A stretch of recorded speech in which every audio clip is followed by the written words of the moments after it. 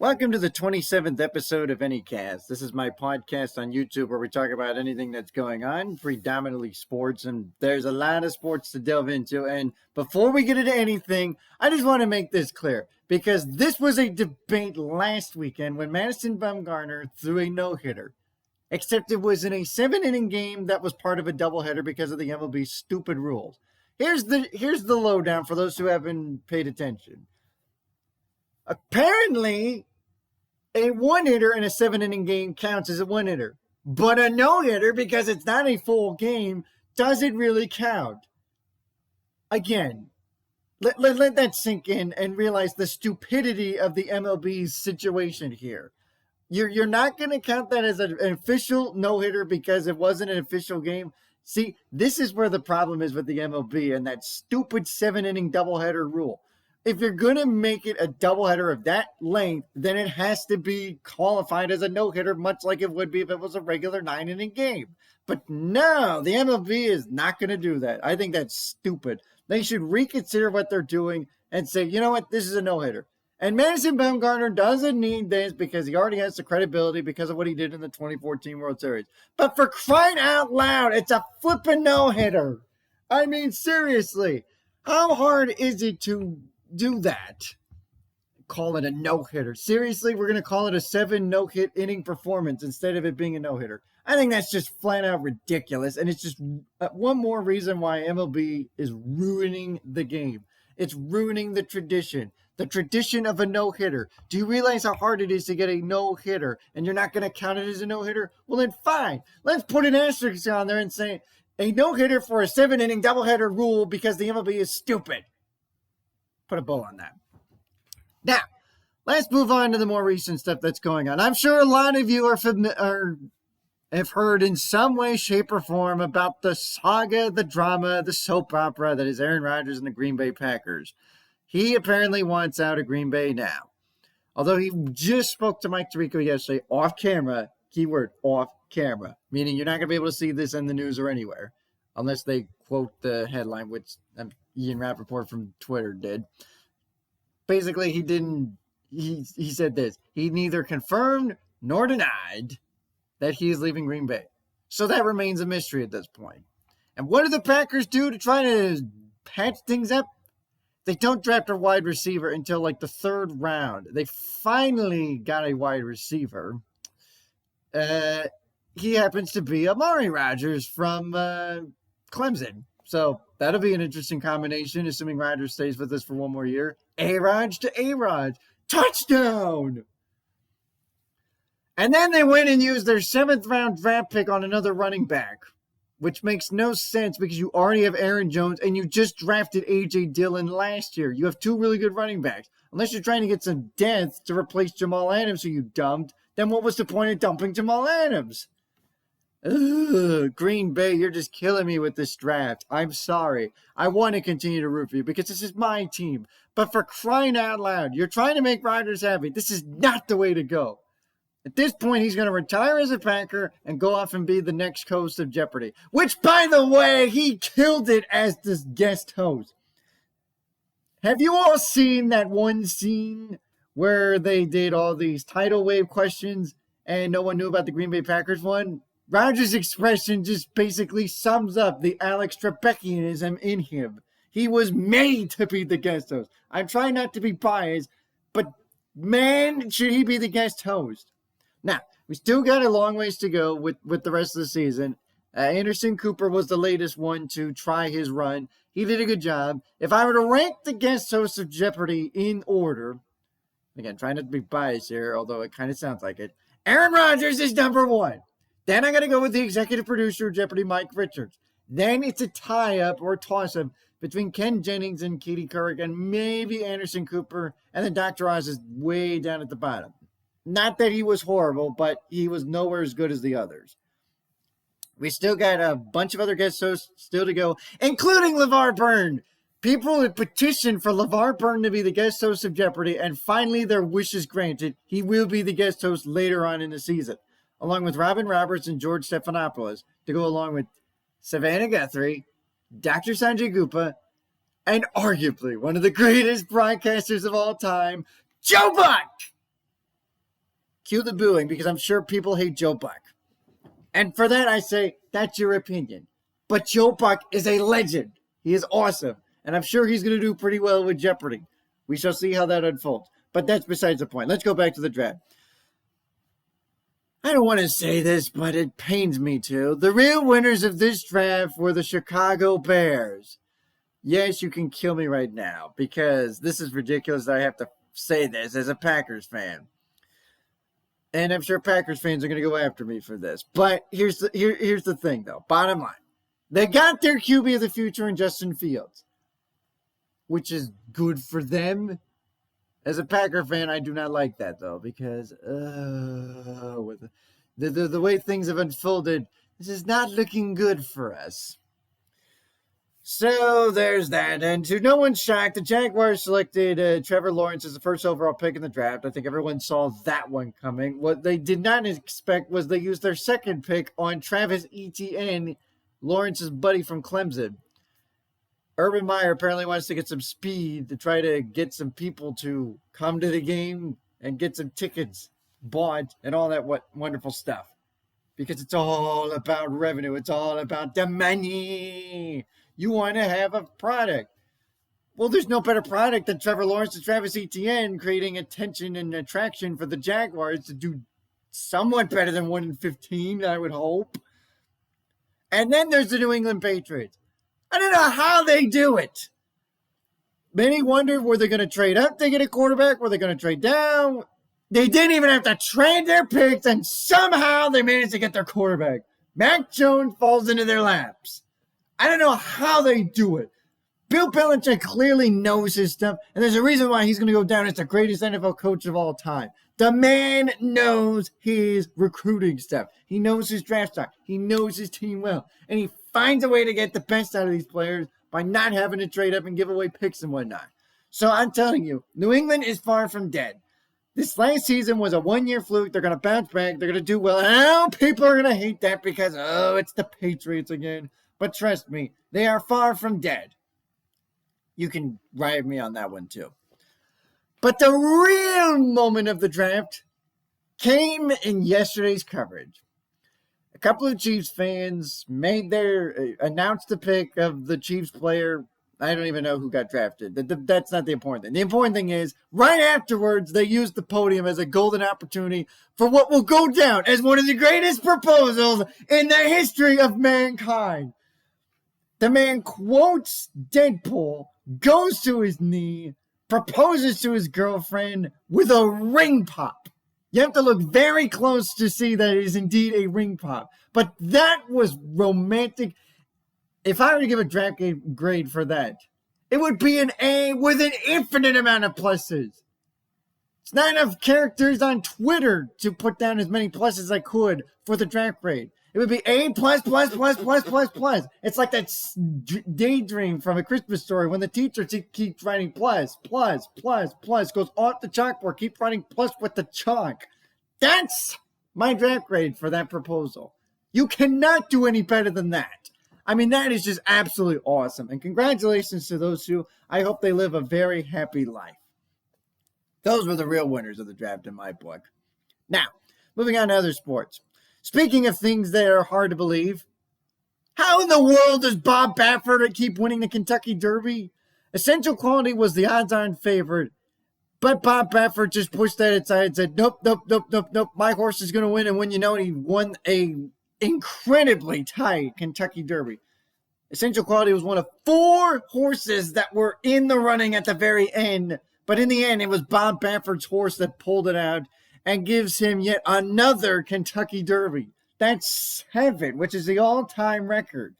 It's been that way for a long, long time. Many generations, and Bob Baffert finally broke it. He is the Bill Belichick, the Tom Brady, the Nick Saban of horse racing. He finds a way to win every prestigious race out there. And, oh, by the way, his horse now has a chance to get a Triple Crown. He's already got 2 of them. We went a long stretch without a Triple Crown. If his horse pulls this out, it'll be 3 in the last 7 years after we went, 40 years without one? I'm telling you, Bob Baffert will go down as one of the greatest in the history of horse racing. You will not want to bet against him going forward because the man knows his horses. That was thrilling to watch. Also thrilling to watch, how about my Blues? They have picked it up, although they did lose in overtime last night. They blew a 2-goal lead. You know they're the kings of blowing 2-goal leads. But the bottom line is, they are now in that final playoff spot. 3 points clear the Coyotes with 3 games in hand. The maximum amount of points that the Coyotes can get is 58 points. That's assuming they run the table. If that happens, all we have to do is win 3 of the last 7, and we sneak into the playoffs. If the Blues get in, and they probably will, you need to watch out for this team. This is a dangerous team that is starting to get their momentum back, and it looks very resemblant of the 2019 team that won the whole thing. The problem is they're running into the toughest division in the NHL because you have Vegas, Colorado, and Minnesota in the mix. So I think that's going to be tough. The Lightning, the defending Cup champs, look like they're on their way to making another deep push, although they're in a tight division race too. With Carolina and Florida in the temporarily new Central Division, although it is anything but Central, because it's all East Coast teams, with the exception of Nashville, Detroit, or Dallas, and Chicago, who, by the way, happen to be fighting for that final playoff spot in that division.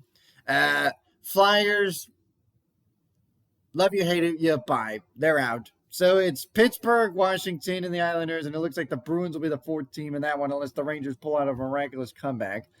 The North Division, I think that one's pretty much set in stone. Toronto's already in. Winnipeg looks like they're going to be in. Edmonton looks like they're going to be in. And then it's going to come down to Montreal and maybe Calgary for that final spot. And so, yeah, there's that. So we're hitting the home stretch of the NHL's regular season, and then the playoffs will begin. We shall see how that unfolds. If I were to give a favorite right now, I think no doubt, hands on, the favorite to win it all is going to be Vegas. They're due for one. And by the way, this is probably one of the best expansion franchises ever. Nobody can have this much success within their first few years of their existence. And Vegas has got another team capable of making a run for the Cup. So I watch out for them. The team to watch out for, though, again, the St. Louis Blues. They're starting to roll. And if they roll, watch out. They've got that championship DNA, that championship medals shown through, and they will find a way to get in and make a run for the Cup again. So watch out for them. And the MLB season has gotten into full swing, and let's just say that 5-2 start for the Twins has been a distant memory. They reeling. They did win 2 straight over the Indians and Royals by a combined score of 19-3, then got shellacked yesterday. Shoemaker should change his name from Shoemaker to opposing run-producing maker, because that's all he does. He has struggled. He's not the only Twins that has struggled too. Colomé has been a horrible acquisition to this point. I know what they were trying to get. The man who dominated as a White Sox reliever. Well, guess what? He has struggled every time. Even when he hasn't had a lead to blow, he has managed to muck it all up, and he has been demoted. You know what I think he should be demoted to? The taxi squad. He should be nowhere near this organization, because he's like King Midas, but for bad luck. Whenever he touches, is horrible. Every time he's out there, terrific. And speaking of that division, you're not going to believe, and I'm dead serious, who the actual division leaders are. Obviously, it's not the Twins, because they have been reeling. And it's not the White Sox, many people's pick to dethrone the Twins as 2-time defending champions of the division.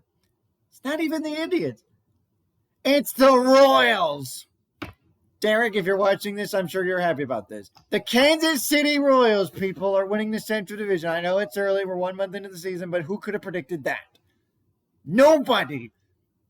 A lot of people thought they were going to be 4th place in that division, maybe basement. We'll see. Type deal. But no, they're winning the thing. But here's the thing. It's a 162-game grind. There's still a lot of baseball to be played. I watch out for the Twins. If they can get healthy and get their momentum going, watch out. This team, there's a reason why they won this division the last 2 years. They will get going. I believe they will have this division title to be theirs again. And then there's the New York Yankees. They're struggling. And everyone's having a field day with it, because when they're struggling with that payday, there's a whole lot of seats being fired up. And I'm loving it. Except they're finally getting back on track against the woeful Tigers. Ugh. We'll see if they get going too. And then on the NL side, the NL East looks like the NFC East, or I should say the N-Least. You see what I did there? Get rid of the L and put it in the East instead of NL, and you've got the NL East in a way. The National League East, least. So there you go. The worst division in baseball, because their leader is at 500. The National Least is horrible. I mean, it's absolutely horrific. And so, with that being said, I mean, come on. You know they're going to get going, but for crying out loud, I don't trust them at all. Cardinals and the Brewers look like the two best teams in the NL Central, and in the NL West, it looks like the Giants are making a push on the Dodgers and the Padres, the two preseason favorites to come out of that league. So I think you got to watch out for those divisions down the stretch and see what happens there. A lot of baseball to be played. And the basketball, the NBA is coming down to the home stretch as well. Let's just say it's up for grabs. Because Utah and Phoenix are owning the top two spots. Denver's on a roll. The LA teams are struggling. Dallas is picking up momentum. And on the Eastern Conference side, how about them New York Knickerbockers? They're on a roll, baby. And Thibodeau is going to win Coach of the Year. So if you're a New York Knicks fan, you got to be enjoying that. But I still think the three teams to beat in the Eastern Conference are going to be the Bucks, as long as the Greek Freak is healthy, the Sixers, and that super team that I absolutely despise and I wish loses every game going forward. I'm not even going to mention their team. You know them by now if you've been paying attention to the NBA. That's pretty much it. And the NASCAR season continues to roll along. The latest victor was Brad Keselowski in a wild Talladega finish. But the race before that, how about Alex Bowman stealing one at Richmond from Denny Hamlin? I mean, that was the greatest thing to happen. So far this season, that is. So, what does that mean? That means our reigning champion, Chase Elliott, is the only Hendrick driver without a win. He's actually doing pretty decent from a points perspective. So, I tell you what, this is the best that Hendrick's been in a long time. They are easily the best team on the NASCAR circuit, followed closely behind by Penske. But what in the world is up with Stewart-Haas Racing? Kevin Harvick is doing well, but he's not being Kevin Harvick of a year ago. Of course, it was tough to top last year's unbelievable season, but the team as a whole has been a struggle. Joe Gibbs has been the third wheel, I guess, this year. We'll see what happens. Today they are in Kansas, Clint Boyer's home turf. And I'm putting my money on the champ. Chase Elliott will get his first win this day. And if not, well, he'll get his win at some point because there's no way he's going to go winless this season. So stay tuned for that. So that's the latest rundown on sports. Continue to do well. And I say this before and I'll say it again. Continue to wear your mask. If you haven't gotten your vaccine yet, although by now you should probably be able to because Joe Biden has made it clear that anyone 16 or over can get the vaccine. Do so. I've gotten my first vaccine shot. I'm getting my second one this upcoming week. It is not bad. It is good. It will help you. It'll help you deal with the COVID. But even if you get the vaccine, continue to wear a mask because you never know. I mean, again, this is just for my protection. I do it, and I recommend you do it as well. I continue to wear a mask. I stress it enough because it will help not only you but others around you. So continue to do that. Continue to do safe. And please, please, please feel free to subscribe to my channel. There's a lot of content there. And you can catch the Anycast podcast there too. So take care. Stay safe. Have a good week, guys.